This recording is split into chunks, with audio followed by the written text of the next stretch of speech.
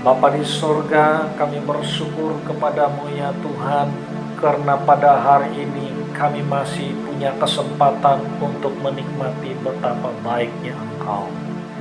Kami bersyukur karena Engkau sentiasa ada bagi kami untuk memberikan kekuatan, untuk memberikan damai dan sukacita bagi kami di tengah-tengah dunia yang sedang bergolak dengan pandemik 19, di mana kami terkurung di tempat kami. Bapa di surga, kami berdoa supaya setiap kami tetap kuat, tetap semangat menjalani hidup di tengah-tengah keadaan yang seperti ini ya Tuhan. Kami sadar ya Tuhan, bahwa tidak ada tempat kami melarikan diri yang paling selamat selain daripada hanya melarikan diri kepadamu. Kami mau berlindung dan bertetap di dalam Engkau ya Tuhan. Bapa di sorga, pada hari ini kami bersama-sama dengan seluruh umat Tuhan, para pendengar di dalam audio ini, bersatu hati untuk memohon dengan sungguh kepada Tuhan, supaya setiap kami mengalami hadirat dan kuasa Tuhan di dalam kehidupan kami. Karena pada Engkau sajalah ya Tuhan kami berharap, pada Engkau sajalah Tuhan kami menyerahkan seluruh kehidupan kami. Terima kasih Bapa di sorga, kami bersyukur karena Engkau sentiasa ada. Saat ini Tuhan, hamba-Mu akan mengungsikan firman-Mu kepada umat-Mu ya Tuhan. Berikan hikmat sorgawi, supaya hamba-Mu dapat menyampaikan isi hati Tuhan di dalam nama Yesus Kristus. Amin. Salam, salam sejahtera, salam kasih di dalam Tuhan Yesus Kristus. Tuhan menyertai kita semua. Kita bersyukur karena Tuhan masih ada bagi kita. Kita bersyukur karena Tuhan memberikan kepada kita kesempatan untuk terus menikmati kebaikan-kebaikan Tuhan. Karena kita tahu bahwa tanpa penyertaan Tuhan, kita tidak akan memperoleh apa yang baik daripada Tuhan. Tetapi justru karena penyertaan Tuhan, kita masih dapat menikmati hal yang terbaik di dalam Yesus Kristus. Hari ini saya akan berkongsi dengan saudara-saudari satu tema firman Tuhan, yaitu jaminan penyertaan Tuhan. Umat Israel pada waktu mereka sudah keluar dari Mesir, mereka mengembara di padang gurun dengan begitu lama, dari hari ke hari, dari minggu ke minggu, dari tahun ke tahun mereka mengembara. Mereka yang dulunya tidak pernah berjalan jauh, pada saat itu mereka harus berjalan jauh untuk menuju ke tanah perjanjian yang telah dijanjikan oleh Tuhan kepada umatnya. Mereka yang dulunya tidak pernah merasa begitu susah seperti itu, akhirnya mereka mengalami kesusahan yang amat berat bagi mereka. Tetapi saat mereka sampai di suatu tempat di mana mereka berkemah, Musa menghadap Tuhan. Musa memohon kepada Tuhan penyertaannya buat dia dan seluruh umat Israel. Akhirnya Tuhan mengungkapkan sesuatu yang sangat menghibur dan menguatkan Musa dan orang-orang Israel. Di mana Tuhan berfirman di dalam Keluaran pasal 33 ayat 14, Aku sendiri hendak membimbing engkau dan memberikan ketentraman kepadamu. Saudara-saudara, di dalam ayat ini kita dapat melihat bagaimana Tuhan memberikan jaminan kepada orang Israel. Jaminan yang Tuhan berikan ini adalah jaminan yang tidak dapat digoncang, diganggu gugat, ataupun dibatalkan oleh siapapun. Kalau Tuhan yang berjanji maka tidak ada sesiapa pun yang dapat membatalkan apa yang Tuhan sudah janjikan. Kita dapat melihat di dalam ayat ini ada dua janji penyertaan Tuhan kepada orang-orang Israel. Janji Tuhan yang pertama kita dapat membaca di dalam ayat ini dikatakan oleh Tuhan, "Aku sendiri hendak membimbing engkau." Aku sendiri, kata Tuhan, artinya Dia tidak mempercayakan penyertaan itu kepada siapapun, tetapi Dia sendiri yang menyertai. Dia sendiri yang berjalan bersama dengan orang Israel. Dia sendiri yang memegang tangan orang Israel di dalam perjalanan itu. Dia sendiri yang memandu orang-orang Israel di dalam perjalanannya. Sehingga orang-orang Israel di dalam perjalanan itu mereka tidak perlu takut. Mereka tidak perlu khawatir di dalam perjalanan mereka. Karena yang memandu perjalanan mereka ialah Tuhan, bukan siapa-siapa. Tuhan tahu di mana mereka harus dibawa. Karena itu orang Israel tidak perlu meragukan penyertaan Tuhan di dalam perjalanan mereka, karena Tuhan sendiri yang bersama-sama dengan mereka. Saat orang Israel melangkah, langkah mereka disertai oleh Tuhan. Saat mereka mengerjakan sesuatu, tangan Tuhan juga beserta di dalam pekerjaan mereka. Tidak ada sesuatu pun yang tidak disertai oleh Tuhan di dalam perjalanan hidup orang-orang Israel. Saya yakin dan percaya di mana saja kita berada, kalau kita bersandar kepada Tuhan, kita meletakkan Tuhan adalah Tuhan yang menyertai di dalam kehidupan kita, maka hal yang sama yang akan terjadi dimanapun kaki kita melangkah. Saya yakin bahwa Tuhan menyertai setiap langkah kita. Tidak ada satu langkah kita pun yang tidak disertai oleh Tuhan. Tidak ada suatu pekerjaan tangan kita pun yang tidak disertai oleh Tuhan. Saudara-saudara, Tuhan akan menyertai kita. Dan dikatakan di dalam ayat ini, "Aku sendiri hendak membimbing engkau." Kata membimbing di sini berarti memegang tangan, memandu, memberi petunjuk. Tuhan yang membimbing, Tuhan yang memberikan mereka bimbingan yang luar biasa, mereka diberikan petunjuk oleh Tuhan sehingga mereka tidak akan salah di dalam perjalanan mereka. Tetapi apa yang berlaku kita dapat melihat di dalam perjalanan orang-orang Israel. Mereka banyak salah di dalam perjalanan mereka. Mereka bertengkar, mereka melakukan hal-hal yang tidak benar di hadapan Tuhan. Itu sebabnya perjalanan mereka yang seharusnya hanya pendek, tetapi akhirnya mereka terpaksa berjalan dalam perjalanan yang panjang. Karena mereka tidak melakukan apa yang benar, mereka tidak melakukan apa yang sepatutnya mereka lakukan. Saudara-saudari, bukankah hal ini juga yang seringkali terjadi di dalam kehidupan kita? Kita seringkali melakukan hal-hal yang tidak benar di dalam kehidupan kita, sehingga kita berputar-putar di dalam kehidupan. Bukankah hal ini juga yang sering terjadi di dalam kehidupan banyak orang, di mana banyak orang yang melakukan hal-hal yang tidak seharusnya dilakukan, tetapi dilakukan oleh karena memilih jalannya sendiri. Saudara-saudari, Jaminan Tuhan yang kedua,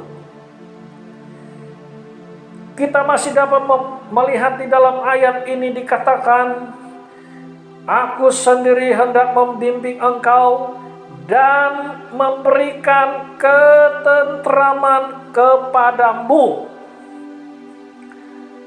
Alkitab mengatakan bahwa Tuhan memberikan jaminan bahwa Dia akan memberikan ketentraman kepada orang Israel. Tuhan memberikan ketentraman kepada orang Israel di dalam perjalanan mereka yang cukup panjang. Apakah artinya ketentraman? Kata tentram disebut di dalam Alkitab sebanyak 58 kali, dan begitu penting kata-kata tentram ini. Karena itu kita harus mengerti apakah arti tentram. Tentram berarti tidak ada kekacauan. Tentram berarti ada keamanan. Tentram berarti sentosa, di mana tidak ada gangguan, tidak ada rasa kekhawatiran, tidak ada kegelisahan di dalam pikiran dan di dalam hati. Sekaligus apabila hal-hal ini berlaku, maka akan ada ketenangan yang begitu dalam dialami oleh orang-orang yang mendapat ketentraman. Saudara-saudari, asalkan kita menuruti dan bersandar kepada Tuhan. Tetapi seandainya kita tidak menuruti Tuhan dan tidak bersandar kepada Tuhan sepenuhnya, maka hal yang sebaliknya akan terjadi di dalam kehidupan kita. Saya yakin dan saya percaya bahwa ketentraman itu adalah milik kita. Karena itu saudara-saudaraku, kita harus meletakkan Tuhan sebagai yang nomor satu di dalam kehidupan kita. Karena kita yakin bahwa satu-satunya yang dapat memberikan ketenangan, ketentraman, dan kedamaian di dalam kehidupan kita hanyalah Tuhan Yesus Kristus. Dalam 2 Timotius pasal 4 ayat 5 dikatakan, Tetapi kuasailah dirimu dalam segala hal, sabarlah menderita, lakukanlah pekerjaan pemberita Injil, dan tunaikanlah tugas pelayananmu. Yang paling penting di dalam kehidupan kita ini, kita harus ada penguasaan diri. Kita harus kuasai diri kita di dalam segala hal. Apapun yang kita alami saat ini, kita harus sabar menghadapinya. 1 Petrus pasal 4 ayat 7, kesudahan segala sesuatu sudah dekat. Karena itu kuasailah dirimu dan jadilah tenang supaya kamu dapat berdoa. Kita harus berusaha untuk menguasai diri kita. Kita harus berusaha untuk mendekat kepada Tuhan dan mendapatkan ketenangan di dalam Dia. Karena tidak ada sesiapapun yang dapat memberikan ketenangan selain daripada Dia. Karena Dia adalah gembala yang baik, yang memberikan ketenangan kepada kita, memberikan kepada kita rumput yang hijau, memberikan kepada kita air yang tenang di dalam kehidupan kita. Kita harus datang kepada Tuhan dengan sungguh-sungguh berdoa kepada Dia, memberikan seluruh hidup kita kepada Dia, memberikan segala sesuatu yang ada di dalam hati kita, ungkapkan kepada Tuhan. Kalau kita punya beban yang berat, kita serahkan kepada Dia, karena Dia telah berjanji untuk memberikan kelegaan kepada setiap orang yang datang memberikan bebannya kepada Tuhan. Saudaraku, saat ini mari kita bersama-sama mengoreksi diri kita di hadapan Tuhan. Saudara yang mendengar audio ini, mari kita bersama dengan hati yang terbuka di hadapan Tuhan. Mari kita menilai kembali bagaimana kita menjalani hidup kita. Kita sangat merindukan bimbingan dan penyertaan Tuhan.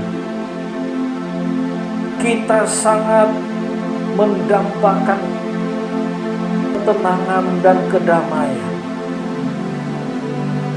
Kita hanya dapat menikmatinya apabila kita menuruti dan bersandar kepada Dia saja. Oh haleluya, haleluya. Mari kita datang kepada Dia. Tuhan yang mengasihi kita semua.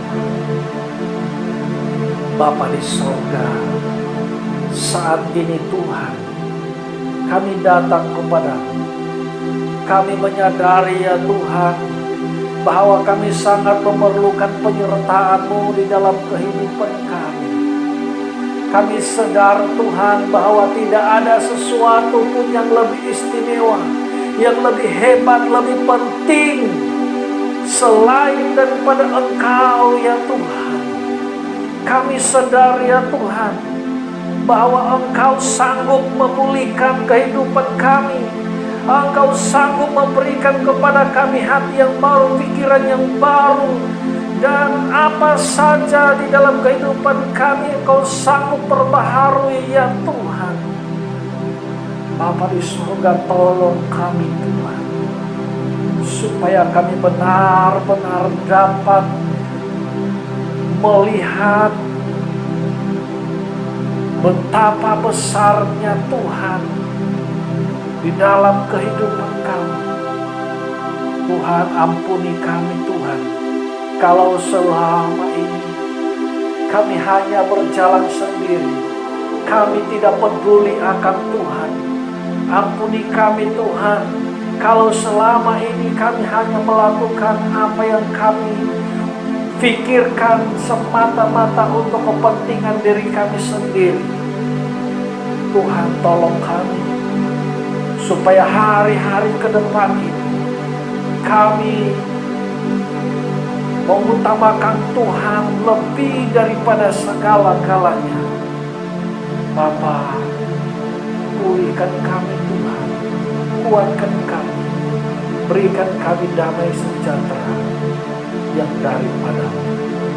Bapa di surga, saat ini hamba-Mu berdoa bagi semua yang mendengar audio ini, di mana saja mereka berada.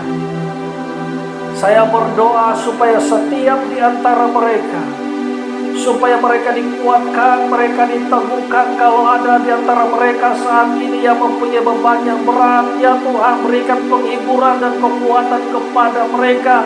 Angkat beban mereka ya Tuhan, supaya mereka merasa lega dan dapat meneruskan kehidupan mereka. Kalau ada di antara mereka yang sedang bersedih hati saat ini, berikanlah penghiburan. Kalau ada di antara mereka yang sedang sakit saat ini, apakah mereka masih boleh berjalan atau mereka yang sedang terlantar, saya berdoa dalam nama Yesus Kristus supaya setiap sakit yang ada pada tubuh mereka dijamah dan disembuhkan di dalam nama Yesus Kristus. Bapa di sorga, saya berdoa juga bagi mereka yang telah kehilangan pekerjaan, mereka bergumul saat ini. Saya berdoa supaya mereka diberikan penghiburan, mereka diberikan kekuatan oleh Tuhan, supaya mereka tidak berputus asa. Tuhan, kirimkanlah berkat-Mu bagi mereka, supaya mereka tidak berkekurangan, tetapi mereka dicukupkan di dalam keperluan-keperluan mereka setiap hari. Terima kasih Bapa di surga. Ada banyak hal yang saya tidak dapat sebutkan di dalam doa ini, tetapi kami yakin, hamba-Mu yakin dan percaya ya Tuhan, bahwa Engkau mengerti segala persoalan mereka. Engkau tolong mereka Tuhan sesuai dengan keperluan mereka masing-masing. Terima kasih Tuhan Yesus. Kami berdoa untuk COVID yang sedang melanda negara dan negeri kami, supaya COVID yang sedang dialami ini, pandemik yang sedang dialami ini ya Tuhan, akan segera berlalu. Negara dan negeri kami, tempat kami di mana berada ini, kami memperoleh pemulihan dari Tuhan Yesus Kristus. Terima kasih Bapa di surga. Ini doa kami. Haleluya, haleluya. Amin. Amin. Tuhan Yesus memberkati kita sekalian.